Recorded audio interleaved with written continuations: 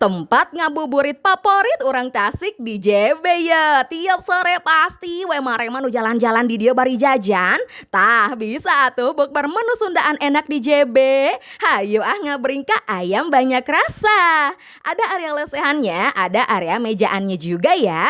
Areanya semi outdoor gitu ya, jadi bikin adem we. Ada menu paket spesial Ramadan nih di sini. Harganya terjangkau mulai 23 ribuan aja per paketnya. Udah termasuk nasi, jukut goreng, tempe, lalaban, dan sambal. Bisa pilih menu ayam atau ikan, bisa digoreng atau dibakar ya.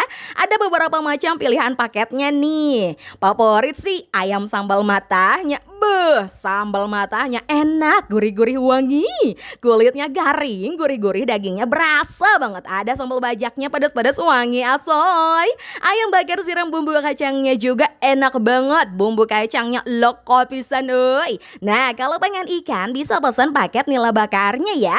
Manis-manisnya meresap coy. Jukut gorengnya juga gurih-gurih asin nagih ya. Cobain mendoan bumbu kecap cengeknya juga nih. Cocok pisan buat jadi pelengkap menu bukbermu.